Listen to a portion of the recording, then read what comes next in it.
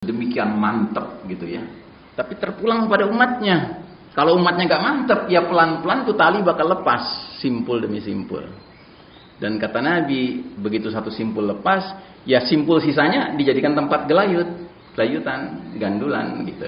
Lepas lagi, ya sisanya lagi, terus begitu. Terus kata Nabi, simpul yang paling awal yang bakal lepas adalah urusan hukum. Sementara simpul yang paling akhir adalah simpul sholat. Jadi Nabi seolah-olah menggambarkan ujung awal yang bakal lepas itu urusan hukum, ujung akhir yang bakal lepas urusan sholat.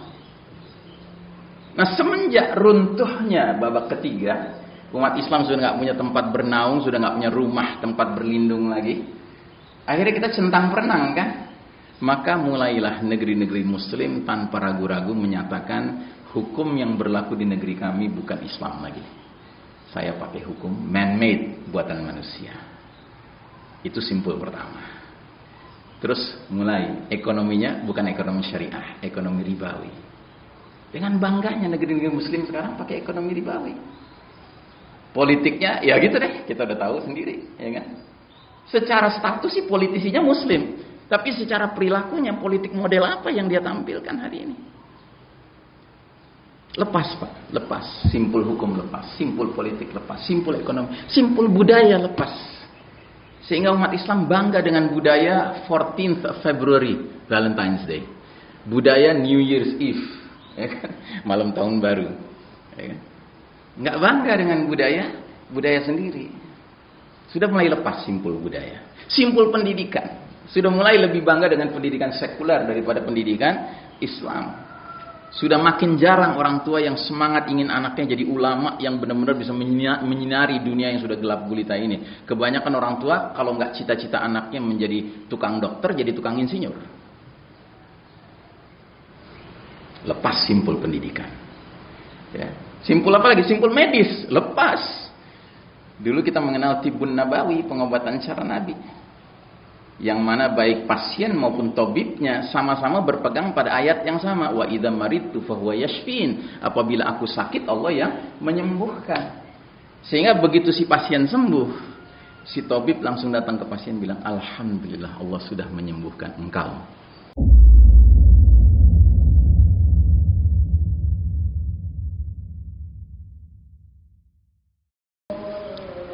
Assalamualaikum warahmatullahi wabarakatuh. Alhamdulillahirabbil alamin. Wassalatu wassalamu ala asyrafil anbiya'i wal mursalin sayyidina Muhammadin wa ala alihi wa ashabihi ajma'in. Faqala Allah Ta'ala fi kitabihil karim ba'da a'udzu billahi minasyaitonir rajim. يا أيها الذين آمنوا اتقوا الله حق تقاته ولا تموتن إلا وأنتم مسلمون وقال تعالى في آية أخرى وإذا قرأت القرآن جعلنا بينك وبين الذين لا يؤمنون بالآخرة حجابا مستورا أما بعد jamaah salat subuh Masjid Al-Fath yang dirahmati Allah, alhamdulillah pagi hari ini Allah Ta'ala izinkan kita hadir bangun dalam keadaan masih beriman, masih berislam, dalam keadaan sehat walafiat. Bahkan Allah pilih kita menjadi hamba-hambanya yang menunaikan kewajiban sholat subuh berjamaah. Mudah-mudahan sholat kita tadi diterima Allah Subhanahu Wa Taala, dan kita lanjutkan dengan duduk sejenak dalam majelis ilmu. Kita juga berdoa kepada Allah, semoga majelis ini termasuk yang diberkahi Allah Ta'ala. Semoga para malaikat hadir mendoakan ampunan dan rahmat Allah untuk siapapun hamba-hamba Allah yang menuntut ilmu, mengajarkan ilmu semata-mata mengejar ridha Allah Subhanahu Wa Ta'ala. Salawat salam sejahtera kita doakan agar tercurah kepada manusia pilihan teladan kita bersama Nabiullah Muhammad sallallahu alaihi wasallam, keluarga, sahabat dan pengikutnya yang setia hingga akhir zaman, dan semoga kita termasuk umatnya yang dirahmati Allah Ta'ala, umatnya yang berhak menerima air dari telaganya di hari berbangkit nanti, dan umatnya yang berhak menerima syafaatul uzma Nabi Muhammad sallallahu alaihi wasallam fi yaumil qiyamah. Amin ya rabbal alamin. Saudara sekalian rahimakumullah, tema yang kita angkat adalah memelihara takwa di tengah fitnah akhir zaman. Dari judulnya saja kita bisa menyimpulkan ada dua bahagian yang kita akan bicarakan. Ada bahagian takwa dan ada bahagian fitnah akhir zaman, ya. Dan izinkanlah saya untuk mengawali justru dengan bahagian keduanya, fitnah akhir zamannya, ya. Kita mulai dengan slide pertama. Umat Islam dewasa ini sedang menjalani babak paling kelam di dalam perjalanan sejarahnya. We are living in the darkest chapter of the Islamic history. Kenapa? Karena inilah babak di mana Allah Subhanahu wa taala menguji, mentakdirkan kita umat Islam berada pada posisi kalah. Ya. Sedangkan kaum kafir, Yahudi Nasrani, Barat, Eropa, Amerika diizinkan Allah memimpin dunia. Ya. Saya kira sampai di sini kita nggak punya perbedaan pendapat, ya. Kalau sampai ada yang berpendapat selain itu, misalnya mengatakan, oh enggak Ustadz, umat Islam lagi bagus-bagusnya sekarang, lagi berjaya. Justru Yahudi Nasrani tunduk sama kita. Saya sarankan kepada orang itu coba berwudu dulu, ya kan? Jangan-jangan dia tadi bangun tidur langsung sholat aja, masih belekan gitu ya, belum ngerti situasi kondisi.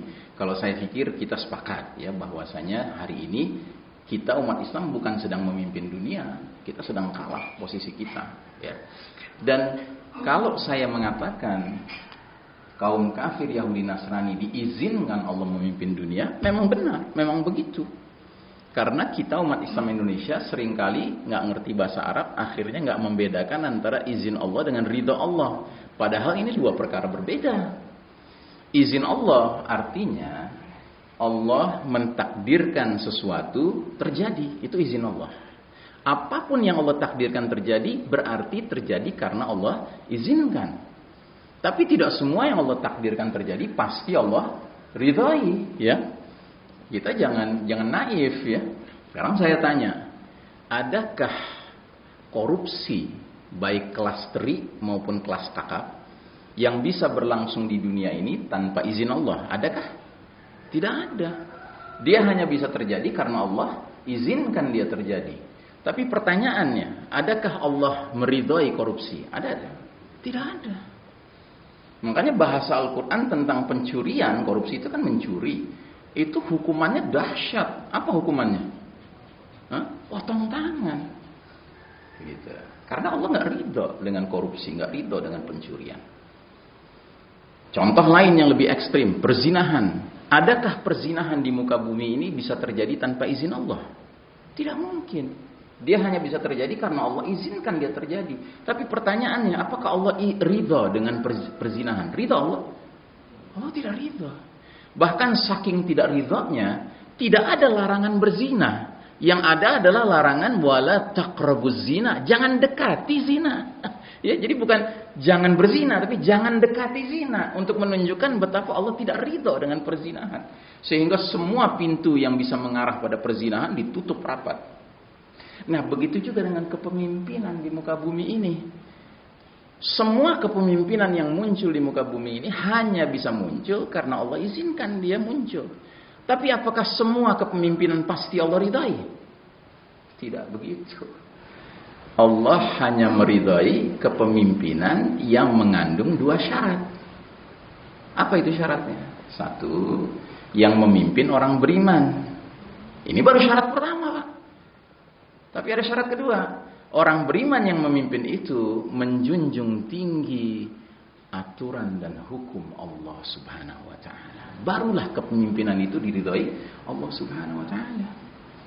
Tapi kalau yang mimpin orang kafir atau misalnya muslim yang mimpin tapi tidak menjunjung tinggi aturan dan hukum Allah, enggak diridhai sama Allah, enggak diridhai. Karena hakikat kepemimpinan adalah untuk mengajak mereka yang dia pimpin menuju keridhaan Allah Subhanahu wa taala. Nah, kalau tidak menuju keridhaan Allah Subhanahu wa taala karena tidak peduli dengan aturan dan hukum Allah, bagaimana bisa dikatakan kepemimpinan yang diridhai Allah Subhanahu wa taala? Ya, paham ya sampai di sini ya? Alhamdulillah. Nah, karenanya ada hadis berbunyi, Badiru bil a'mali fitanan ka qita'il lailil muzlim. Segeralah kalian beramal sebelum datangnya fitanan. Fitanan ini bentuk jamak plural dari kata fitnah. Kalau fitnah itu satu ujian, kalau fitanan itu banyak ujian sekaligus. Ya. Jadi Nabi jauh-jauh hari sudah memperingatkan umat ini, bersegeralah kalian beramal sebelum datangnya suatu masa di mana fitnah itu datang bertubi-tubi dalam jumlah yang banyak dan sekaligus. Sehingga kata Nabi, kaqita'il lailil muslim, dunia menjadi seperti malam yang gelap gulita. Ya. Nah, kalau kita mau jujur Pak, hari ini kita sedang menjalani apa yang Nabi katakan ini. Ya. Tentunya pengertian gelap gulitanya bukan harfiah, tetapi majazi, simbolis ya. Bahwa kita hari ini hidup dikepung dengan dark values, nilai-nilai yang gelap. Nilai kekufuran, nilai kemunafikan, nilai kesyirikan, nilai kemaksiatan, nilai kemungkaran, nilai kezoliman. Itu kan yang mengepung kita hari ini. Dan lagi-lagi kalau ada yang berpendapat, enggak gitu Ustadz terlalu pesimis. Di mana-mana sekarang keadilan tegak, di mana-mana sekarang ma'ruf tegak, bukan mungkar yang tegak. Di mana-mana hari ini keimanan, ketaatan yang hadir. Saya kira kita sepakat ya, kalau ada orang berpikiran begitu, suruh dia berwudu. Jangan-jangan tadi bangun tidur masih belekan, langsung sholat gitu ya. Ya. Saya kira semua orang yang mau berpikir rasional, menggunakan hati nurani, pasti tahulah hari ini kita dikepung dengan nilai-nilai kegelapan. Ya. Nah ini dalil. Dalil lainnya lagi adalah hadis periodisasi. Ya. Hadis ringkasan sejarah umat Islam. Ini hadis unik sekali. Dalam satu hadis, Nabi meringkas perjalanan umat Islam dari awal Nabi diutus sampai umat Islam berakhir umurnya di muka bumi ini, menjelang kiamat. Ya. Dan ternyata kesimpulannya, umat ini sepanjang sejarahnya akan mengalami 5 periode, 5 fase, 5 babak. Ya. Dan uniknya hadis ini, setiap periode disebut oleh Nabi dengan sebutan yang mencerminkan sifat sistem kepemimpinannya. Nah ini bahasa aslinya ya hadisnya. Sekarang kita lihat terjemahannya. Nabi bersabda, kalian umat Islam akan mengalami babak pertama namanya babak an-nubuwah, kenabian. Selama masa yang Allah kehendaki, kemudian ketika Allah berkehendak, babak pertama itu berlalu. Dan sudah berlalu, qadarullah. Itulah babak kepemimpinan terbaik sepanjang sejarah umat Islam. Siapa yang mimpin waktu itu? Nabi Muhammad SAW. Ya, Masya Allah. Ya, generasi awal umat Islam mendapatkan keutamaan karena mereka dipimpin langsung oleh pemimpin terbaik sepanjang zaman. Nabiullah Muhammad SAW. Dan beliau memimpin tidak lama, hanya 23 tahun. Diangkat jadi Nabi usia 40, wafat usia 63. Tapi Masya Allah, lengkap. Ada era beliau memimpin ketika umat Islam sedang berjaya, ada era beliau memimpin ketika umat Islam sedang terpuruk, ya, supaya menjadi blueprint, jadi cetak biru bagi umat selanjutnya. Kalau umat selanjutnya ditakdirkan Allah sedang berjaya, ya tinggal contoh bagaimana Nabi dan para sahabat berjuang setelah di Madinah ketika sudah berjaya. Tapi kalau umat sedang terpuruk kayak kita hari ini, kita harus banyak belajar dari era Nabi memimpin di Mekah sebelum hijrah. Di mana waktu itu Nabi dan para sahabat teraniaya, terzolimi, termarginalisasi, terpersekusi. Seperti kita hari ini. Harus banyak belajar kita dari era itu. Ya, Allah sediakan 2 contoh seperti itu supaya kita bisa mengambil pelajaran. Begitu. Terus kemudian datang babak kedua kata Nabi, namanya babak khilafah ala minhajin nubuwah. Kekhalifahan yang sejalan selaras sesuai metode kenabian. Berlangsung selama masa yang Allah kehendaki. Kemudian ketika Allah berkehendak, babak kedua itu pun berlalu. Dan qadarullah sudah berlalu. Dan dia juga sama, tidak berlangsung lama, hanya 30 tahun. Inilah kepemimpinan pemimpin-pemimpin terbaik setelah Nabi Muhammad SAW. Mereka dijuluki Khulafa ar-Rashidin, khalifah-khalifah yang terbimbing oleh Allah Ta'ala. Mereka terdiri dari para sahabat-sahabat mulia, sahabat-sahabat pilihan. Bahkan mereka termasuk mubasyirina bil jannah. Sudah diberikan kabar gembira oleh Nabi akan jadi penghuni surga. Siapa mereka? Abu Bakar Siddiq, Umar bin Khattab, Utsman bin Affan, Ali bin Abi Thalib. Dan sebagian sejarawan menambahkan Hasan bin Ali. Total 30 tahun mereka mimpin. Sudah berlalu. Terus datang babak ketiga kata Nabi, era mulkan na'abdan, raja-raja menggigit. Selama masa yang Allah kehendaki, kemudian ketika Allah berkehendak, babak ketiga itu pun berlalu. Dan qadarullah juga sudah berlalu. Nah babak ketiga ini apa cirinya? Cirinya umat Islam pada masa itu memiliki pemimpin tertinggi, gelarnya tetap sama seperti babak kedua, khalifah. Yang kalau pimpinannya namanya khalifah, berarti sistemnya namanya apa? Khilafah, ya. Yang berarti apa ciri khas khilafah? Al-Quran dan Sunnah dijadikan sumber nilai, sumber norma, sumber hukum. Itu ciri khasnya, ya. Tapi kenapa Nabi kok tidak menyebut sebagai era kekhalifahan sesuai metode kenabian? Karena memang tidak sesuai metode kenabian. Dia lebih pantas disebut raja-raja. Karena di babak ketiga itu para khalifah itu sistem suksesinya meniru pola kerajaan. Waris mewarisi, turun temurun. Makanya sepanjang sejarah babak ketiga, sejarah mencatat silih bergantinya kerajaan-kerajaan Islam. Dan Masya Allah, babak ketiga ini babak paling lama Pak. 13 abad dia berlangsung, 1302 tahun. Aneka kerajaan Islam silih berganti. Tapi ada 3 yang menonjol. Kerajaan keluarga besar Umayyah, kerajaan keluarga besar Abbasiyah, dan kerajaan keluarga besar Utsmani Turki. Berlangsung total 1302 tahun. Ya, 13 abad. Ya. Konon kabarnya, Anda tahu ada penulis barat orientalis sering nulis tentang Islam, tentang Nabi Muhammad, namanya Karen Armstrong. Pernah dengar? Nah, konon kabarnya Karen Armstrong itu dalam sebuah buku menjelaskan kenapa masyarakat barat Eropa Amerika benci dengan angka 13, ya kan, angka sial, unlucky number, karena mengingatkan mereka akan 13 abad kepemimpinan umat Islam. Coba bayangkan, begitu bencinya mereka dengan kita. Ya.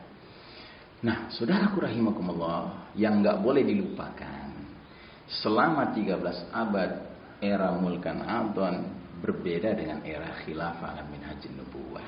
Ya, kita harus jujur mengakui di babak ketiga itu kadangkala umat Islam punya khalifah yang adil, yang penuh kasih sayang kepada umat dan rakyat, tapi kadang-kadang ada khalifah yang zalim, yang bengis kepada umat dan rakyat. Tapi sekalipun umat ditakdirkan punya khalifah yang bengis, yang zalim, mereka ingat pesan Nabi. Dengar dan taatlah kepada pemimpinmu sekalipun kamu dicambuk, sekalipun kamu diambil hartanya. Di masa itulah berlakunya hadis ini. Kenapa? Kok masih tetap harus taat? Kok masih harus tetap dengar? Karena zalimnya pemimpin ketika itu bersifat personal, bersifat individual, ya, tapi tidak bersifat institusional. Secara institusional masih diterapkan Quran dan Sunnah. Ya, sampai di sini paham, mudeng, ya. Ini harus paham Pak, karena kalau ini nggak paham, nanti kacau terus pemahaman kita soal ulil amri. Gitu. Nah, datanglah babak keempat. Kata Nabi, era babak keempat ini mulkan jabriyatan, era para penguasa yang memaksakan kehendak mereka, mengabaikan kehendak Allah dan Rasulnya. Ya. Dan ini kata Nabi akan berlangsung selama masa yang Allah kehendaki. Kemudian ketika Allah berkehendak, babak keempat itu pun berlalu. Pertanyaannya, apakah babak keempat sudah berlalu? Belum. Justru qadarullah, we are living in the darkest chapter of the Islamic history. Kita sedang menjalani babak paling kelam dalam sejarah umat Islam. Allah takdirkan, ya, setelah runtuhnya babak ketiga, masuk kita ke babak keempat. Ternyata yang mengisi panggung kepemimpinan itu senantiasa gonta-ganti, tetapi esensinya sama. Penguasa yang memaksakan kehendak, mengabaikan kehendak Allah dan Rasulnya. Sejak kapan? Ya, hitung aja. 13 abad setelah era khilafah minhajun nubuwah. Tahun berapa? 1342 Hijriah. Sejak saat itulah kita masuk babak keempat. Persis 100 tahun yang lalu kalau pakai kalender Hijriah. Kita kan sekarang 1442 ya. Peristiwa berlalunya babak ketiga tahun 1342. Berarti persis 100 tahun. Jadi sudah 100 tahun kita berada di babak keempat. Siapa yang pernah mengalami babak ketiga di sini? Ada enggak? Nggak mungkin ada kan? Karena apa? Nggak ada yang di atas 100 tahun kan di sini umurnya. Gitu. Artinya apa? Saya, Anda, kita semua ini produk babak keempat, Pak. Kalau mau jujur, ingat-ingat zaman remaja kita saat mulai sadar tentang urusan kemasyarakatan, ekonomi, politik. Mulai kan kita sadar, aduh ini pemimpin kok gini amat gitu ya. Bawaannya kecewa terus kan. Dan sekarang kita ngerti kenapa kita kecewa terus. Ya karena Nabi sudah bilang di babak keempat itu mau tidak mau yang mengisi kepemimpinan itu kualitasnya kualitas memaksakan kehendak. Mengabaikan kehendak Allah dan Rasulnya. Ya. Nah jadi saudaraku rahimakumullah, sejak babak keempat inilah Allah cabut kepemimpinan umat manusia dari tangan umat Islam untuk kemudian Allah serahkan ke pihak lain. Siapa pihak lainnya? Barat, Eropa, Amerika, yang tidak lain adalah al-Yahud wan Nasara, kaum Yahudi dan Nasrani. Ya. Jadi kita sedang berada di babak yang tidak baik-baik saja, Pak. Begitu. Tapi percayalah akan hadis Nabi ini. Kata Nabi, babak keempat akan berlalu juga. Dan ketika dia sudah berlalu, akan datanglah babak terakhir, babak kelima. Namanya sama dengan babak kedua, khilafah ala minhajin nubuwah, kekhalifahan yang sejalan, selaras, sesuai metode kenabian. Tsumma sakata, kemudian Nabi diam. Kemudian Nabi diam, kata para ahli hadis, mengisyaratkan sampai disitulah batas akhir umur umat Islam. Ya. Kita sudah masuk babak kelima? Belum, ya kan? Tapi percayalah, Nabi tidak pernah berbohong. Ya, bahwasanya dia belum terjadi, itu bukan berarti nggak akan terjadi. Ya. It's a matter of time, masalah waktu saja. Dan kalau kita sederhanakan, perjalanan periode demi periode, fase demi fase ini seperti ini. Ini ada 5 bar, 5 fase. Kita berada di bar keempat ini, Pak. Era mulkan jabriyatan. Babak pertama, nubuah berlangsung 23 tahun, babak kedua 30 tahun, babak ketiga 13 abad, babak keempat, wallahu a'lam bissawab. Kita tidak tahu. Ya. Kalau saya ditanya, saya termasuk yang husnuzon billah, sangka baik kepada Allah. Mudah-mudahan babak keempat ini sudah mendekati expired date. Mudah-mudahan. Ya, mudah-mudahan. Ya. Cuma kita harus sadar, kalau benar ini sudah mendekati expired date, we got to prepare. Kita semua harus menyiapkan diri, Pak. Karena tidak mungkin kita masuk ke babak kelima di mana kita akan berjaya kembali seperti orang makan siang gratis, nggak mungkin. Mau tidak mau, there has to be struggle, ya mesti ada jihad, mesti ada perjuangan, Pak. Nah, mempersiapkan diri dan keluarga inilah yang penting supaya Allah pilih kita menjadi bahagian dari yang turut menjemput babak kelima, turut menyatakan wassalam kepada babak keempat. Jangan sampai kita menjadi generasi umat Islam yang demen sama babak keempat sehingga ikut mengawetkan babak keempat. Mau diajak ke babak kelima bilangnya, wah apa itu? Radikal itu. Padahal ini ucapan Nabi SAW. Nah, kemudian ini ada garis putih putus-putus, Pak. Ini kondisi ups and downs, naik turunnya umat Islam. Jadi umat ini ternyata ditakdirkan Allah akan mengalami sunnatut tadawul, ya, sunnah pergiliran. Namanya sunnatut tadawul, sunnah pergiliran. Allah berfirman, wa tilkal ayyamu nudawiluha bainan nas. Demikianlah hari demi hari, masa kemenangan dan kekalahan, kejayaan, keruntuhan, kami pergilirkan di antara manusia agar mereka mendapat pelajaran. Jadi kita orang beriman ini, Pak, harus mengerti. Sekalipun kita selalu berdoa minta rahmat Allah, minta kasih sayang Allah, tapi tidak boleh kita memaksa Allah mentakdirkan kejayaan terus-menerus bagi kita. Nggak ada ceritanya, Pak. Dunia ini bukan tempat untuk berjaya selama-lamanya. Ya. Tempat untuk berjaya selama-lamanya di mana? Di akhirat nanti. Ya, akan ada orang-orang yang berjaya selama-lamanya di akhirat nanti, khalidina fiha abada. Mudah-mudahan kita masuk golongan itu. Sebagaimana ya, di akhirat nantilah tempat keterpurukan yang selama-lamanya. Akan ada orang-orang yang terpuruk, sengsara, merugi terus-menerus di akhirat. Wa na'udzubillah min dzalik. Mudah-mudahan kita enggak masuk golongan itu. Tapi di dunia ini, Pak, ini tempat semua silih berganti, semua bergiliran, Pak. Ya. Ada gilirannya umat Islam berjaya, ada gilirannya umat Islam terpuruk. Ya. Ada gilirannya umat Islam berjaya di atas garis merah. Selama di atas garis merah umat Islam sedang berjaya. Selama di bawah garis merah sedang terpuruk. Ya. Dan kalau kita lihat keterpurukan kita sudah terjadi 2 kali. Yang pertama sekarang ini, Yang kedua waktu Nabi memimpin di Mekah, ya. Itu kan Nabi dan para sahabat terpuruk kondisinya, ya. Jadi tidak usah berkecil hati, Pak. Dulu Nabi juga dengan para sahabat mengalami keterpurukan kayak kita sekarang ini, ya.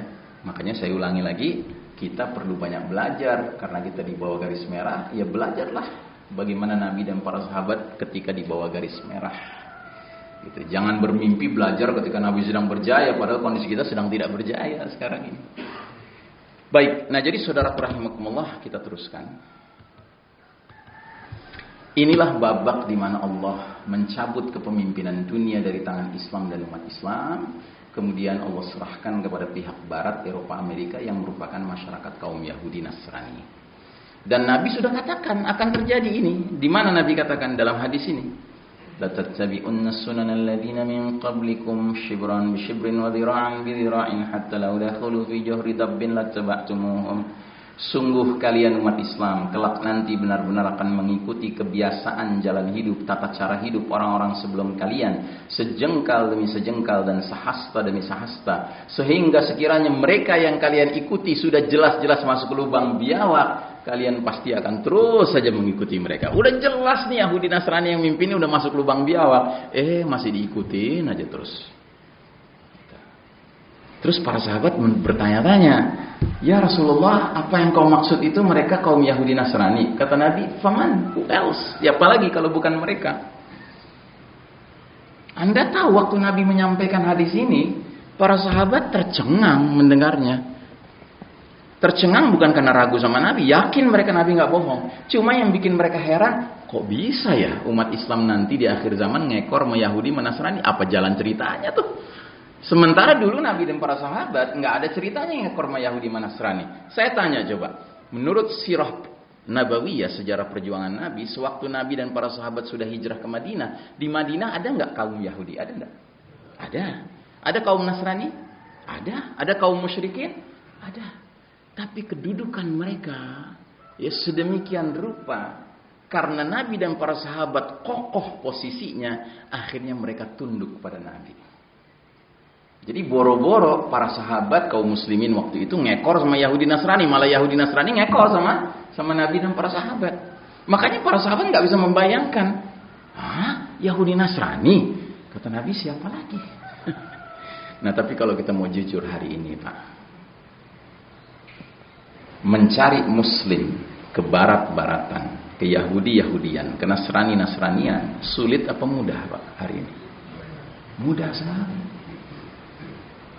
Sehingga saya sering mengatakan, hati-hati kalau Anda sedang sisiran di depan cermin, jangan-jangan dia termasuk juga yang sudah ngekor sama Barat. Gitu. Ya, saking dahsyatnya pengaruh Barat memimpin dunia hari ini, ya kan? Dan coba bayangkan, Allah izinkan Yahudi Nasrani memimpin dunia ketika dunia ini semakin dibukakan pintu-pintu kecanggihan sains, kecanggihan teknologi, ya kan? Kecanggihan macam-macam, Pak. Maka bisa dibayangkan kekufuran mereka gunakan untuk apa? Ya, untuk kerusakan. Makanya cuma dalam tempo 100 tahun saja sudah terasa begitu mengerikannya situasi dunia hari ini. Padahal kita sempat memimpin 13 abad. Ya.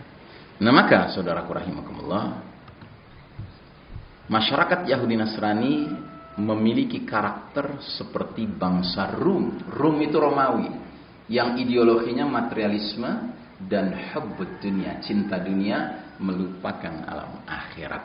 Ya. Jadi Romawi modern, Romawi klasik sama saja, Pak, punya watak yang sama. Dan ini digambarkan oleh Allah dalam surat Ar-Rum, surat bangsa Romawi ayat ke-7. Kata Allah Ta'ala, ya'lamuna zahiran minal hayatid dunya wa hum 'anil akhirati hum ghafilun. Mereka bangsa Romawi hanya tahu, hanya faham, hanya mengerti perkara-perkara yang zahir, material dari kehidupan dunia ini saja. Sementara tentang akhirat mereka lalai. Coba Anda kalau ketemu orang bule, Pak, mau Eropa kah, mau Amerika kah, mau Australia kah, bukan Muslim, Anda coba ngobrol sama dia tentang urusan dunia, urusan apa saja soal dunia, pasti dia menguasai pembicaraan. Dia ngerti sekali soal dunia, Pak.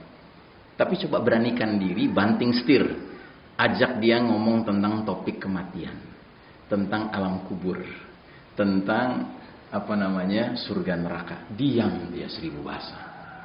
Dia diam bukan saja karena nggak ngerti, Pak, tapi dalam hati dia, what is this? This is nonsense. Apa sih yang diomongin ini, nggak masuk akal. Hidup kan cuma di dunia saja, bukan begitu? Ya, itulah yang mimpin dunia hari ini, Pak. Itu yang mimpin kita hari ini, Pak. Akibatnya apa? Akibatnya umat manusia sudah tidak lagi hidup dalam sistem iman tauhid yang lurus dan berkah, melainkan hidup dalam sistem kafir syirik yang sesat dan merusak.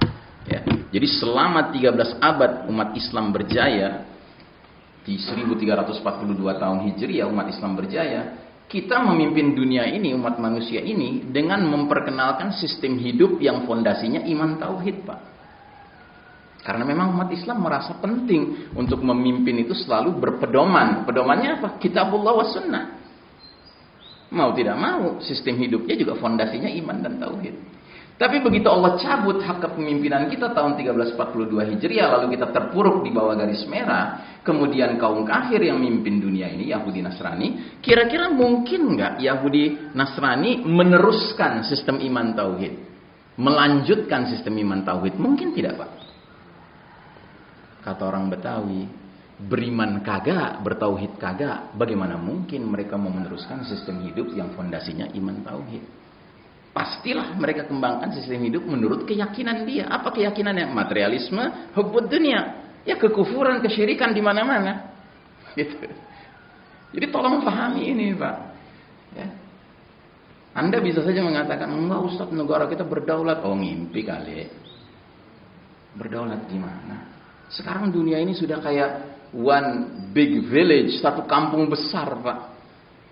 Syabakat itu artinya jaringannya, networknya sudah mendunia sekarang, Pak. Tidak ada ceritanya satu negeri manapun di muka bumi ini yang terpisah daripada pengaruh global. Nggak ada cerita. Ini yang harus kita pahami. Nah, karenanya kembali ke hadis tadi, kita lengkapi hadisnya. Tadi hadisnya baru saya kutip bagian awalnya, Pak. Sekarang ada bagian berikutnya. Badiru bil a'mali fitanan ka qita'il lailil muslim. Segeralah beramal sebelum datangnya banyak fitnah seperti malam gelap gulita. Nah, Nabi lanjutkan. Nabi katakan, apa yang terjadi di era itu? Yusbihur rajulu mu'minan wa yumsi kafiran aw yumsi mu'minan wa yusbihu kafiran. Di pagi hari engkau akan lihat manusia masih dalam keadaan beriman mukmin lalu jadi kafir di sore harinya. Di sore hari seseorang masih dalam keadaan beriman mukmin lalu jadi kafir di pagi harinya. Jadi Nabi sudah jelas-jelas memperingatkan kalau era itu datang, fenomena yang terjadi dalam tubuh umat Islam bukan semata-mata terjerembab dalam dosa kecil. Bukan dosa besar, tapi dosa yang paling mengkhawatirkan. Dosa apa namanya? Dosa nawaqidul iman, pembatal iman, Pak. Pagi masih beriman, sore kafir. Sore masih beriman, pagi kafir. Kan Nabi nggak bilang, pagi berbuat baik, sore berbuat jahat, sore berbuat baik, pagi berbuat jahat. Perbandingannya kan beda dengan iman dan kafir. Ingat ya, seorang muslim kalau berbuat jahat, nggak serta-merta boleh kita tuduh dia kafir. Nggak boleh, Pak. Nah terus Ustaz, contohnya apa? Pembatal keimanan. Perlu contoh? Hah? Perlu contoh? Atau nanti aja deh. Nanti aja pas tanya jawab insyaallah ya. Itu. Nah, jadi sistem kafir syirik telah menjelma menjadi peradaban penuh dosa, bahkan menghasilkan umat Islam yang murtad dari dinnya, agamanya, karena kehidupan sudah tidak lagi ditujukan, diarahkan untuk meraih ridha Allah, melainkan menuju kesenangan materi dan duniawi belaka. Ini yang jadi problem hari ini. Karena yang mimpin orientasinya dunia, nggak ngerti akhirat, ya kan? Maka seluruh yang dia pimpin ingin dipengaruhi supaya memiliki logika yang sama. Dan sayang, 1000 kali sayang, tampaknya tidak sedikit korban-korban di sekitar kita yang sekalipun ngaku muslim, tapi tampaknya sudah menjadikan kesenangan materi dan duniawi belaka sebagai tujuannya, bukan ridha Allah Ta'ala. Nah, jadi saudaraku rahimakumullah, ini bab fitnah akhir zaman. Sekarang bab takwanya. Allah Ta'ala dalam surat Al-Anfal 29 memperingatkan kita atau memberi jaminan kepada kita. Apa jaminannya? Ya ayyuhalladzina amanu in tattaqullaha yaj'al lakum furqanan. Hai orang-orang beriman, jika kalian bertakwa kepada Allah, niscaya Allah akan berikan kepadamu furqan. Apa furqan, Pak? Pembeda. Antara apa? Antara al-haq dan al-batil, antara baik dan buruk, antara benar dan salah, ya. Jadi kalau kita ini benar takwanya, Pak, Allah jamin akan ada di dalam diri kita sensitivitas untuk membedakan mana yang baik, mana yang buruk. Tapi ini furqan individual, Pak. Sementara furqan individual ini tergantung ilmu masing-masing, tergantung pengalaman masing-masing. Makanya ada furqan yang sifatnya mutlak, absolut, yang harus dipertemukan dengan furqan individual ini. Apa itu? Itulah Al-Quran yang disebutkan dalam surat Al-Baqarah 185. Syahrul Ramadan alladzi unzila fihi al-Qur'anu hudal lin-nasi wa bayyinatin minal huda wal furqan. Bulan Ramadan, bulan Allah turunkan awal Al-Quran yang merupakan petunjuk bagi manusia, penjelasan-penjelasan petunjuk itu, dan Al-Furqan. Makanya pakai alif lam depannya. Kalau dalam bahasa Arab, kalau pakai alif lam itu artinya definite article. Kalau nggak pakai alif lam, kayak ini nggak pakai alif lam nih. Furqan di sini nggak pakai alif lam, artinya indefinite. Masih bisa goyang nih Pak, furqan individual nih. Tapi kalau furqan individual diinteraksikan dengan Al-Furqan yang ada dalam Al-Quran, mudah-mudahan kita akan jadi pribadi-pribadi Qur'ani, Pak. Yang mana kalau pribadi itu sudah Qur'ani, Pak, menghadapi zaman kayak apapun, nggak ada cerita terkecoh, nggak ada cerita terkecoh, ya. Yang hak tetap akan dikatakan hak, yang batil akan dia katakan batil, ya. Nah, jadi saudaraku rahimakumullah, yang berikutnya ayat 3 surat Al-Maidah. Allah kasih jaminan di ayat ini. Apa jaminannya? Al-yawma ya'isal ladzina kafaru min dinikum fala takhshawhum wakhshawun. Pada hari ini kaum kafir sudah putus asa mengalahkan dinmu, agamamu. Sebab itu janganlah kamu takut pada mereka kaum kafir, tapi takutlah kepadaku. Jadi Allah menjamin bahwa din ini, Islam ini, nggak bisa dikalahkan sama kaum kafir. This is an unbeatable religion. Ini adalah agama yang nggak bisa dikalahkan sama kaum kafir. Tapi ingat Pak, yang nggak bisa dikalahkan agamanya, bukan penganutnya. Kalau penganutnya bisa dikalahkan. Nggak ada jaminan. Al-yawma ya'isal ladzina kafaru min ummatikum, ya kan? Nggak ada jaminan itu. Allah menjamin kalau agamanya berusaha dikalahkan sama kaum kafir, nggak bakal berhasil. Tapi kalau umatnya mau dikalahkan, bisa. Karena umat ini kumpulan manusia. Kumpulan manusia kadang-kadang bisa benar, kadang bisa salah. Kadang bisa imannya Masya Allah, haqqan, ya, mu'min haqqan. Tapi kadang-kadang bisa munafik. Ya. Nah, ini harus kita pahami. Ya. Karenanya, marilah kita beragama sesuai arahan Allah. Fa'aqim wajhaka lid-dini hanifa. Fitratallahi allati fatara an-nas 'alaiha. La tabdila li khalqillah. Dzalika ad-dinul qayyim walakin aktsaran nasi la ya'lamun. Hadapkanlah, orientasikanlah wajahmu dengan lurus kepada Islam ini. Ya, jadi kalau kita mau jadi umat yang kuat, yang nggak bisa terkalahkan juga sebagaimana Islamnya nggak terkalahkan, jadilah umat yang menghadap ke Islam itu tidak setengah-setengah, tidak sepertiga-sepertiga, seperempat-seperempat, tapi all out. Udkhulu fis silmi kafah, integratif, komprehensif, keseluruhannya, sepenuh hati, sepenuh pikiran, sepenuh jasad. Ya, hadapkan kepada Allah. Nah, karena ada dua sifat ini, ada sifat ajaran Islam yang sempurna yang nggak bisa dikalahkan, dan umat Islam yang tidak sempurna yang bisa dikalahkan. Akhirnya Nabi ngasih tahu bahwa ikatan Islam bisa terlepas simpul demi simpul, ya, karena tergantung umatnya. Nah, bunyinya bagaimana? La tunqadanna ural islami urwatan fakullaman taqadat urwatan tashabbatha an-nasu billati taliha. Sungguh tali ikatan Islam akan terurai simpul demi simpul. Setiap kali satu simpul terurai, maka manusia akan bergelayutan kepada simpul berikutnya. Jadi Nabi menggambarkan Islam itu kayak satu gulungan tali yang sedemikian mantap gitu ya. Tapi terpulang pada umatnya. Kalau umatnya gak mantap, ya pelan-pelan tuh tali bakal lepas, simpul demi simpul. Dan kata Nabi, begitu satu simpul lepas, ya simpul sisanya dijadikan tempat gelayutan, gandulan gitu. Lepas lagi, ya sisanya lagi. Terus begitu. Terus kata Nabi, simpul yang paling awal yang bakal lepas adalah urusan hukum. Sementara simpul yang paling akhir adalah simpul sholat. Jadi Nabi seolah-olah menggambarkan ujung awal yang bakal lepas itu urusan hukum. Ujung akhir yang bakal lepas urusan sholat. Nah, semenjak runtuhnya babak ketiga, umat Islam sudah nggak punya tempat bernaung, sudah nggak punya rumah tempat berlindung lagi. Akhirnya kita centang perenang kan? Maka mulailah negeri-negeri Muslim tanpa ragu-ragu menyatakan hukum yang berlaku di negeri kami bukan Islam lagi. Saya pakai hukum man-made, buatan manusia. Itu simpul pertama. Terus mulai ekonominya bukan ekonomi syariah, ekonomi ribawi.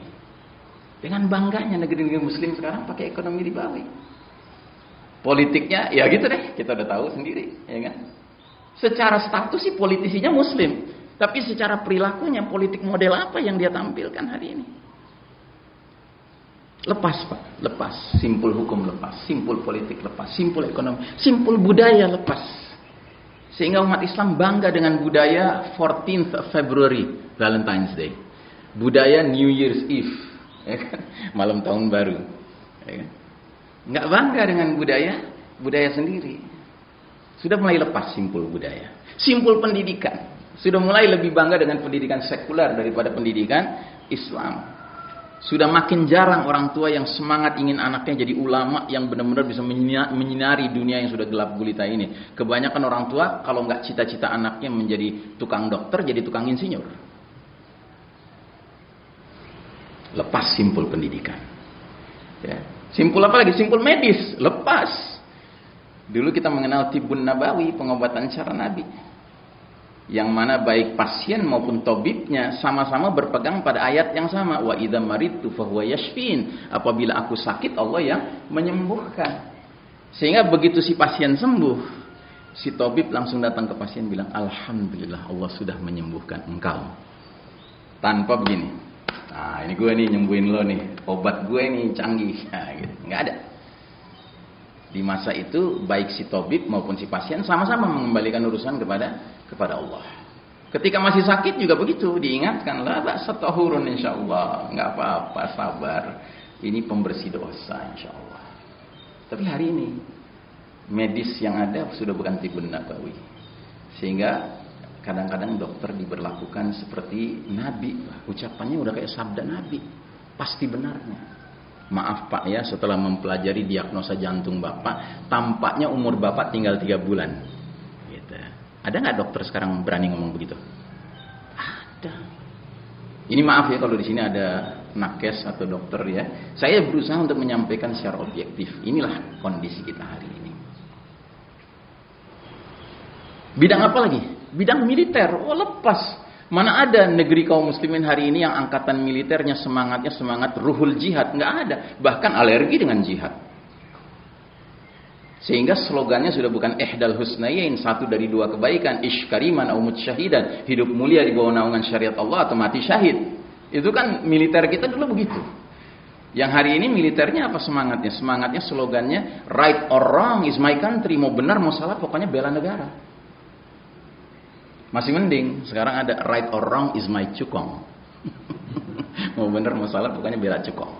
Yang membiayai, yang mensponsori. Nah, ini semua sudah terjadi Pak. Yang saya contohkan ini bukan contoh yang belum terjadi Pak. Cuma yang saya nggak pernah duga Pak. Ternyata Anda, saya, kita semua harus menyaksikan simpul terakhir diacak-acak sama mereka. Simpul apa? Simpul salat. Ya. Jadi istilahnya semenjak runtuhnya sistem iman tauhid, kondisi umat Islam semakin melemah karena rumah besar tempat berlindung bernaung sudah runtuh. Komitmen terhadap agama Allah Islam semakin luntur. Bukan saja hukum Islam sebagai simpul awal sudah ditinggalkan, simpul politik, ekonomi, budaya, pendidikan, medis, militer satu persatu sudah terurai. Dan saat ini kita sedang menyaksikan simpul terakhir terurai. Makanya saya tidak pernah menganggap bahwa urusan sholat berjamaah pada masa pandemi sekarang ini urusan ijtihad fikih. Nggak ada ijtihad di sini Pak. Ini urusannya adalah urusan pertaruhan, Pak. Kalau kita ngerti hadis ini, kita akan memandang bahwa ini pertaruhan. Masa sih kita ya rela nggak rela lah gitu ya. Hukumnya sudah bukan hukum Islam, politik yang bukan politik Islam, ekonominya bukan ekonomi Islam, budayanya segala ini. Sampai sholatnya juga caranya sudah cara yang bukan cara Nabi. Kok kita diem aja gitu loh.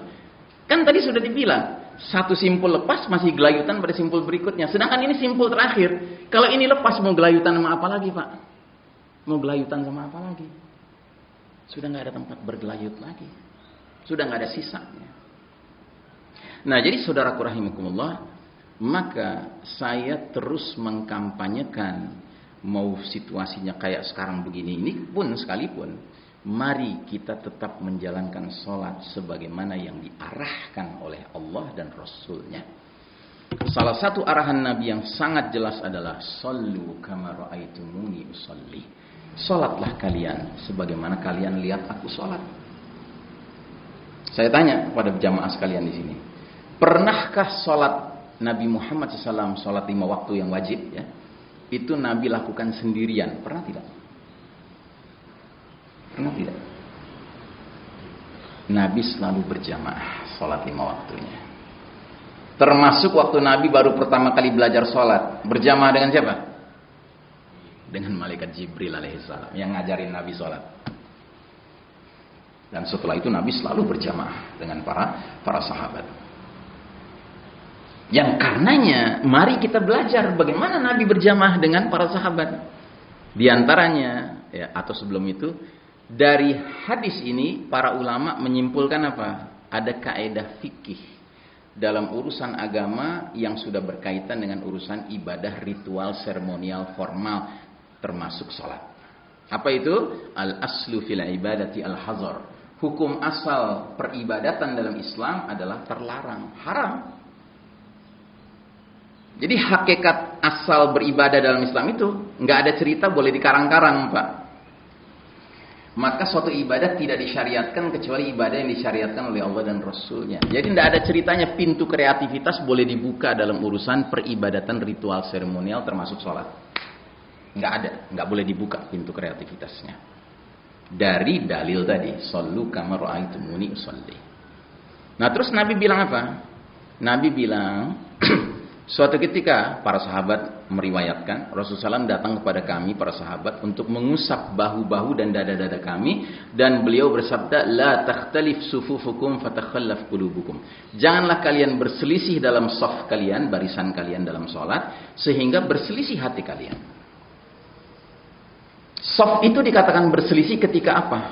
Ketika 2 syarat tidak dipenuhi. Syarat pertama lurus, syarat kedua rapat. Jadi selagi 2 syarat ini terpenuhi, shaf itu tidak berselisih. Tapi kalau salah satunya tidak terpenuhi, dia berselisih namanya. Misalnya shafnya lurus, tapi renggang-renggang, itu berselisih namanya. Atau dia rapat, tapi meliuk-liuk gitu ya, itu berselisih namanya. Dia harus rapat dan juga lurus. Dan Nabi mengatakan, memberi ancaman, kalau shaf itu berselisih, hati berselisih. Padahal kita pernah hidup dalam shaf kita yang selalu rapat, selalu lurus gitu ya. Itu pun kita masih berselisih, Pak. Iya nggak? Jujur aja deh. Gitu. Ketika kita sholatnya sudah lurus pun, sudah rapat pun, kita masih berselisih. Apalagi kalau kita sudah nggak sesuai gitu shafnya. Ini ucapan Nabi, bukan ucapan saya. Kalau ucapan saya, Ihsan Tanjung, Anda boleh tolak. Pak, ini ucapan Nabi. Jadi urusan rapat dan lurusnya shaf itu urusannya kaitannya dengan hati kita satu sama lain. Yang berikutnya apa kata Nabi? Qimus sufufa wa hadu bainal manakibi wa shuddul khalal walinu bi aidi ikhwanikum. Tegakkanlah shaf-shaf kalian, barisan-barisan kalian, sejajarkanlah pundak-pundak kalian, tutuplah celah-celah di antara kalian. Jadi perintah Nabi ini. Jangan sholat membiarkan ada celah di antara kita yang sholat. Terus kata Nabi, lemah lembutlah terhadap kedua tangan saudara kalian. Maksudnya gini, misalnya kita sholat di shaf kedua, kita lihat di depan kita kayaknya ada celah nih. Dan kita muat di situ, cuma muatnya agak sempit gitu. Nah masuklah dengan lemah lembut, karena kanan kiri itu saudara kita. Jangan biarkan celah itu, tapi juga jangan masuk dengan kasar. Karena itu saudara kita, kanan kiri kita itu. Terus udah Nabi bilang tadi, tutup celah-celah. Nabi ulang lagi soal celah. Apa kata Nabi selanjutnya? Wala tazaru furujatin lisyaitan. Dan janganlah kalian biarkan celah-celah itu untuk syaitan. Sekali lagi saya ingatkan, ini bukan ucapan Iksan Tanjung, ini ucapan Nabiullah Muhammad SAW. Yang berarti Nabi mungkin berbohong tidak? Tidak mungkin Nabi berbohong. Jadi kata Nabi, jangan biarkan ada celah di antara kita yang sholat, karena kalau dibiarkan, apa yang ada di situ? Apa yang ada di situ? Setan. Masa sih kita rela sholat bareng sama setan? Ya kan? Nggak mungkin lah kita rela sholat bareng sama setan. Ini yang saya heran. Kok bisa-bisanya sekarang ada masjid-masjid tertentu, saking entah nggak ngerti, entah nggak pernah baca hadis ini, tapi sadar tidak sadar dia ngasih tanda setan di mana tempatnya, kayak dapat kemuliaan gitu setan. Dan saya kalau datang ke masjid seperti itu, Pak, tempat yang pertama kali saya gelar sejadah saya di tempat yang di situ nggak boleh ada manusia. Karena apa? Saya mau nyingkirin setan dari situ. Mau setuju kayak mau enggak kayak terserah. Karena saya yakin dengan ucapan Nabi ini, Nabi nggak mungkin bohong. Dan ini bukti bahwa kita bersolawatnya nggak bohong. Kalau kita bersolawatnya nggak bohong, apapun yang Nabi ucapkan kita imani, kita yakini. Imam Syafi'i rahimahullah, pemimpin mazhab Imam Syafi'iyah, pernah mengunjungi makam Nabi. Dia bilang apa? Pendapat siapapun selain penghuni makam ini boleh kita terima, boleh kita tolak. Tapi kalau sudah penghuni makam ini yang berbicara, wajib hukumnya seorang mukmin menerimanya. Nah, terus apa kata Nabi selanjutnya? Ya, ini yang tidak kalah mengerikannya. Wa man wasala saffan wasalahullah wa man qata'a saffan qata'ahullah. Barang siapa menyambung shaf, menutup celah-celah, maka Allah akan sambung dia. Barang siapa memutus shaf, Allah akan putus dia. Pernah ditanyakan kepada ulama, apa maksudnya sambung dan putus ini? Rahmat Allah. Barang siapa menyambung shaf, Allah rahmati dia. Barang siapa memutus shaf, Allah enggak rahmati dia. Alangkah ironisnya, Pak, kita sudah jauh-jauh dari rumah berangkat ke masjid, terus kita menyengaja membiarkan putus shaf gitu kan, terus kita merasa sampai di rumah, alhamdulillah saya sudah sholat, mudah-mudahan dirahmati Allah. Padahal dari hadis ini enggak mungkin, sulit mendapatkan rahmat Allah. Jadi saya lagi mengajak Bapak, saudara sekalian rahimakumullah, mari kita memandang hadis-hadis Nabi dengan pandangan iman, Pak. Bukan dengan pandangan logika, tapi dengan iman. Ini iman, Pak, yang harus berbicara di sini. Selanjutnya apa kata Nabi? Ala tasuffuna kama tasufful malaikatu inda rabbiha. Mengapa kalian wahai para sahabatku tidak bersaf berbaris dalam salat kalian sebagaimana malaikat bersaf berbaris di hadapan Allah Ta'ala, di hadapan Rabbnya? Para sahabat bingung lah, gak pernah ngeliat malaikat. Kalau Nabi bisa ngeliat malaikat, para sahabat gak bisa lihat malaikat. Akhirnya mereka bertanya, ya Rasulullah, bagaimana para malaikat berbaris di sisi Allah Ta'ala? Dijelaskan sama Nabi, yutimmuna sufufal awwala wa yatarassuna fis shaf. Mereka menyempurnakan shaf awal, jadi artinya mereka berlomba ke depan, ya, dan mereka menempelkan, merapatkan diri satu sama lain dalam shaf. Jadi Nabi pernah lihat gitu loh, kalau para malaikat ngadep Allah itu kayak gitu. Artinya apa? Kalau Nabi ngelihat umatnya, sholatnya mirip kayak para malaikat, shafnya rapat, ya kan, berlomba pada ke depan gitu kan, dan lurus gitu ya, itu Nabi bangga ngelihat itu. Dan kalau itu jadi kebanggaan Nabi, mestinya itu menjadi kebanggaan kita juga. Dan kita mesti tersinggung kalau ada pihak yang berusaha untuk ngacak-ngacak itu. Apapun alasannya. Karena tidak mungkin Nabi menyuruh kita demikian kalau mengandung mudarat. Tidak mungkin. Atau kalau sedemikian mengerikannya pandemi ini, mesti ada catatan. Hendaknya kalian tutup celah-celah kalian karena menjadi tempat syaitan. Kecuali kalau nanti datang pandemi COVID. Ya, mungkin ada hadis gitu mestinya. Tapi apa pernah kita ketemu hadis seperti itu? Nggak pernah kita temukan. Maka dalam Al-Quran ada cara sholat berjamaah yang beda. Ada. Namanya sholat khauf. Sholat dalam keadaan takut. Yaitu sholat ketika sedang apa? Sedang perang. Caranya gimana? Giliran.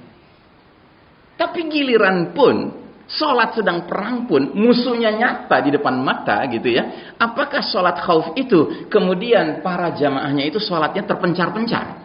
Yang satu di belakang batu, yang satu di balik dinding, yang satu di dalam rumah gitu. Enggak, softnya rapat. Itu padahal musuhnya nyata Pak, kelihatan.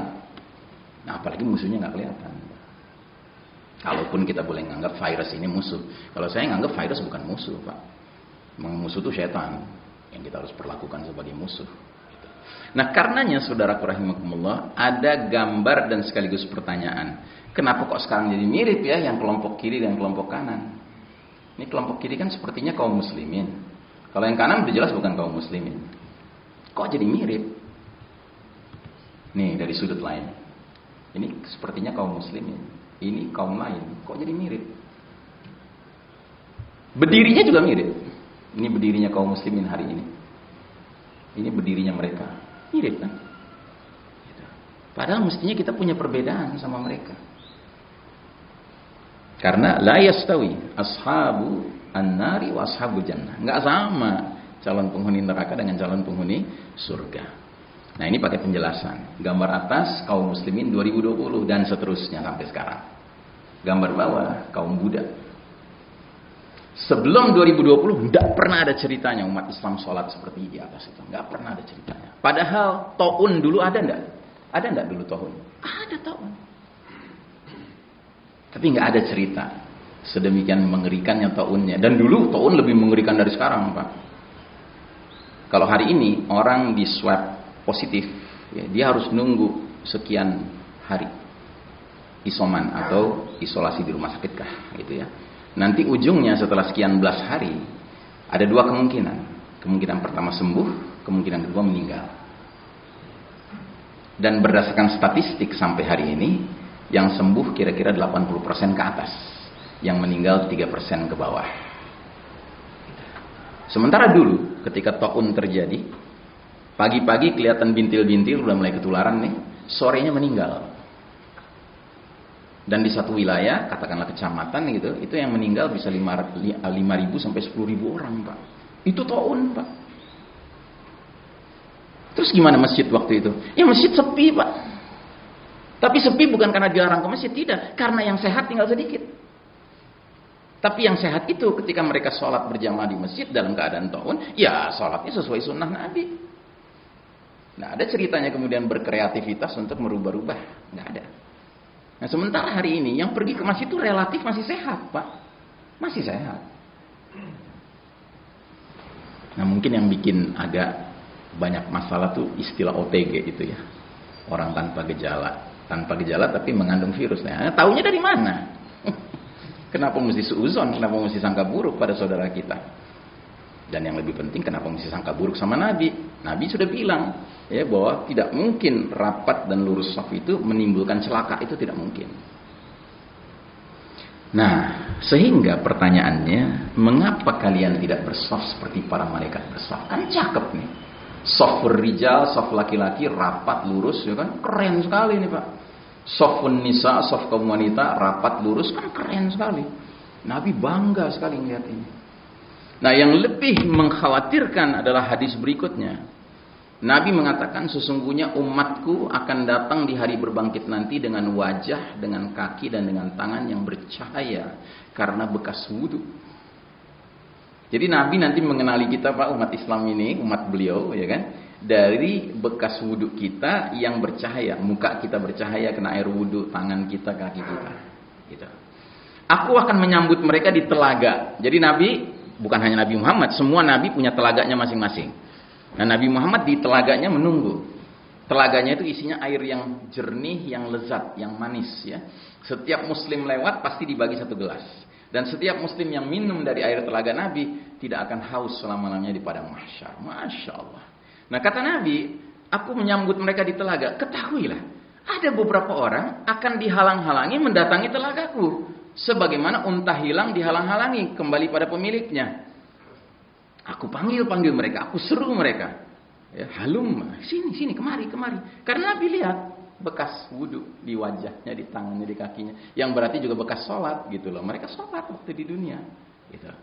Tapi dihalau sama malaikat, nggak boleh deket-deket sama Nabi. Akhirnya dijelaskan sama malaikat, sesungguhnya mereka telah mengganti ajaranmu setelah Nabi wafat. Mendengar hal itu, yang tadinya Nabi penuh kasih sayang memanggil-manggil, Nabi bilang apa? Suhkon, menjauh. Nabi nggak mau deket-deket dengan mereka-mereka yang berani-beraninya merubah ajaran Nabi Muhammad SAW. Dan ajaran Nabi kita yang paling inti apa? Tauhid.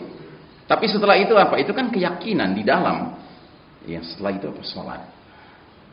Makanya dikatakan bahwa hisab pertama orang beriman di hari berbangkit nanti adalah sholatnya. Gitu. Nah, jadi pengertian merubah ajaran itu tentu ajaran yang paling utama, sholat. Nah, itu dari sisi Nabi kita. Sekarang dari sisi musuh. Allah Ta'ala mengatakan dalam surat Al-Maidah 82, la tajidanna syaddan nasi adawatan lil ladzina amanu al-yahuda wal ladzina asyraku. Sesungguhnya kamu Muhammad akan temukan, dapati orang-orang yang paling keras permusuhannya terhadap kaum beriman ialah kaum Yahudi satu dan kaum musyrikin dua. Ya, ini Allah yang bilang. Ini bukan apa rasialis ya. Wow, umat Islam ini rasialis sama Yahudi gitu. Bukan. Ini karena kita dibimbing sama Allah. Allah yang ngasih tahu sama kita, hati-hati sama Yahudi. Nah, sedangkan yang mimpin dunia sekarang siapa? Yahudi. Gitu. Terus kita mau percaya aja dengan otoritas yang mereka sampaikan, mau itu atas nama sains kayak kedokteran kayak, ya kan, ilmu kayak gitu ya. Padahal mereka sudah dijelaskan sama Allah adalah sejahat-jahatnya permusuhan kepada kita. Makanya hari ini umat Islam yang terzolimi, paling terzolimi di mana? Satu di Palestina oleh kaum Yahudi, dua di Western China, di Xinjiang, ya, oleh kaum musyrikin Cina. Ini dua negeri yang paling umat Islam terzalimi hari ini. Nah, tapi ini kan kaidah dasarnya. Nah, dalam realitasnya Nabi jelaskan lagi, innal yahuda qad sami'u dinahum. Sesungguhnya kaum Yahudi itu sudah bosan dengan agama mereka. Wahum qaumun hasadun, dan mereka adalah kaum yang sangat bersifat hasad, iri sama kita umat Islam ini. Terutama dalam apa? Dalam 3 perkara. Pertama, raddis salam. Kebiasaan umat Islam kalau saling berjumpa ngucapin assalamualaikum dibalas waalaikumsalam. Itu Yahudi itu geram sama kita, Pak. Dengan kebiasaan kita seperti itu. Karena apa? Itu mencerminkan ukhuwah Islamiyah, persaudaraan Islam. Nggak suka Yahudi melihat umat Islam itu saling berkasih sayang karena Allah. Itu nggak suka. Makanya mereka juga bikin aturan supaya umat Islam nggak bisa saling sedekah kalau ketemu. Kan sedekah yang paling gratis apa? Senyum kan. Makanya sekarang dibikin aturan senyum kita nggak bisa kelihatan. Gitu. Ya. Kalau saya masuk ke satu toko yang nggak ada di depannya tulisannya wajib pakai masker, saya pakai masker. Saya begitu sudah selesai di kasir, saya bilang sama kasirnya, Pak, saya lagi senyum nih Pak, kan? Dia senyum juga, gitu. Walaupun saya nggak bisa lihat senyumnya, tapi kelihatan dari matanya agak mengecil kan, itu tanda dia senyum juga. Alhamdulillah. Ya, karena apa? Ini sedekah, Pak. Ini budaya kita. Mereka nggak suka ngelihat kita berjabat tangan, karena kata Nabi, kalau dua muslim ketemu jabat tangan, selama itu tangan masih bersentuhan, gugur itu dosa-dosanya. Nah, sekarang dirubah. Tuing kalau ketemu gitu ya. Kayak satu sama lain saling seuzon gitu. Ya, kadang-kadang over mulia gitu kan. Gue nggak mau nularin sama lo, ya kayaknya keren banget gitu. Ya kan? Siapa yang tahu lo nularin sama dia? Gitu. Makanya sekarang kakek nggak bisa ketemu cucu, cucu nggak bisa ketemu kakek, gitu kan? Yahudi seneng tuh. Kakek beriman nggak bisa ketemu cucu beriman. Yahudi seneng. Jadi buatlah gimana caranya agar ukhuwah itu nggak muncul. Yang kedua, mereka hasad sama kita dalam urusan apa? Ya, iqamatis sufuf. Dalam iqamatis sufuf, kedisiplinan mengatur shaf dalam sholat berjamaah. Oh, Yahudi itu nggak suka sekali. Makanya pernah dulu ada wawancara, seorang Muslim mewawancarai seorang jenderal Amerika, Pak. Ditanya, Pak Jenderal, kalau Anda dapat tugas 2 juta prajurit, Anda harus rapihkan barisannya, berapa lama waktu diperlukan? Dia merawang, dia bilang, ya kira-kira sebulan lah katanya. Terus sama si wartawan ini diperlihatkan video umat Islam lagi haji. Tapi hajinya zaman dulu ya Pak, zaman normal Pak, bukan haji zaman sekarang. Sekarang kan nggak normal Pak hajinya. Ya. Zaman jutaan orang Pak. Nah itu lagi tawaf keliling Ka'bah. Tiba-tiba azan berkumandang. ya, dalam video itu. Sehingga orang yang tawaf berkurang, tapi masih ada yang tawaf. Yang lain pada mulai siap-siap nyari tempat untuk sholat. Begitu qomat dikumandangkan, hanya dalam 2-3 menit tahu-tahu rapih itu, safnya lurus, safnya rapat. Bingung itu si jenderal. Nah, Yahudi itu tidak suka dengan umat Islam dalam berdisiplin mengatur safnya. Makanya mereka buatlah 1001 cara agar umat Islam tidak safnya itu lurus dan rapat gitu. Saya sedih Pak, sekarang banyak imam-imam sholat nggak berani menerjemahkan apa yang dia suruh kepada jamaahnya. Sawu sufufakum fa inna tasfiyatas sufuf min tamamis sholat. Luruskan safnya dan sesuaikan. Berubah. Dulu kan luruskan dan rapatkan saf gitu. Itu terjemahan sebenarnya begitu. Tapi sekarang, bahkan sekarang banyak yang nggak nerjemahin, nggak berani nerjemahin. Siapa yang nyuruh jadi begitu? Ya. Nah, yang ketiga, mereka hasad sama kita dalam apa? Qaulihim khalfa imamihim fil maktubati amin. Ucapan kaum muslimin di belakang imam mereka dalam salat-salat wajib, yaitu ucapan amin. Dalam salat apa? Ya salat yang jahar lah, maghrib, isya, subuh dan salat Jumat. Gitu. Makanya Yahudi nggak senang dengan suara amin terdengar dari jamaah salat umat Islam. Makanya tahun lalu ketika lockdown itu sampai 2 bulan, masjid-masjid harus ditutup total. Oh, bahagianya luar biasa Yahudi. Nggak dengar suara amin sama sekali. Tapi sekarang pun mereka bikin aturan. Masjid yang muat 1000 orang cukup 300 orang saja, 500 orang saja. Sekurang-kurangnya bisa ngecilin suara amin lah. Gitu sekurang-kurangnya. Ya. Nah, jadi saudaraku rahimakumullah, inilah kaji kita pagi hari ini. Saya tidak bermaksud menimbulkan polemik, tapi saya justru ingin mengajak kita, mari kita menjalankan syariat ini sesuai dengan arahan Nabi Muhammad SAW dalam urusan yang memang itu urusan kita, gitu. Dan mari kita yakini bahwa tidak mungkin Nabi mensyariatkan sesuatu jika ada unsur mudarat di dalamnya. Tidak mungkin, gitu. Kalau seandainya itu mungkin, mesti ada catatannya dari Nabi. Tapi nggak ada kita temukan catatan itu, gitu. Dan yang anehnya, kita sekarang dipaksa menyaksikan orang sholat di masjid itu berjamaah, berjarak. Sementara kita dipaksa ngelihat orang di pesawat terbang, Pak, duduk berdampingan, Pak. Sedangkan orang naik pesawat tuh minimal setengah jam, Pak. Kalau perjalanannya jauh dari Indonesia ke Amerika, ya bisa berapa belas jam, Pak, duduk bersebelahan. Sementara sholat cuma berapa menit, 5-10 menit. Dan orang sholat itu nggak ada ngobrol satu sama lain ke kiri kanannya. Nah, sementara orang kalau di pesawat duduk berjam-jam pasti ngobrol, Pak, nggak bisa enggak. Kan ironis. Kok untuk urusan yang sifatnya duniawi, ya nggak ada ancaman untuk menjaga jarak. Sementara untuk urusan yang ukhrawi, yang jaminannya dari Nabi sangat jelas, kok kemudian kita mau nurut gitu. Nah, ini yang jadi pertanyaan besar kita seharusnya. Ya. Nah, sebelum saya tutup, saya mengajak saudara sekalian untuk marilah kita memperluas wawasan ilmu kita, khususnya dalam ilmu yang saya belakangan ini menggeluti, yaitu ilmu akhir zaman. Dengan saya rekomendasikan buku-buku yang saya nilai sangat baik untuk dibaca. Ya. Ada buku Ensiklopedia Akhir Zaman karya ulama dari Palestina, Dr. Muhammad Al-Mubayyad. Kemudian ada buku Negeri-Negeri Akhir Zaman karya anak bangsa Abu Fatihah dari Solo. Ada buku kumpulan pilihan hadis-hadis akhir zaman, 400 hadis, ya sudah terpilih hadisnya, derajatnya sudah terpilih. Kemudian ada Misteri Dajjal di akhir zaman, dan ada buku Kita Berada di Akhir Zaman. Ya, buku-buku ini bisa Anda pesan di nomor yang tertera di situ. Juga di depan ada anak kami yang menggelar kedai kecil gitu. Kalau Anda tertarik silahkan saja. Nah, demikianlah saya kembalikan kepada Pak Halim, ya. Saya mohon maaf kalau ada apa yang saya sampaikan mungkin dirasa kurang pas, ya. Demikian, wassalamualaikum warahmatullahi wabarakatuh wa ala alihi wa sahbihi wasallim tasliman walhamdulillahirabbil alamin. Wassalamualaikum warahmatullahi wabarakatuh.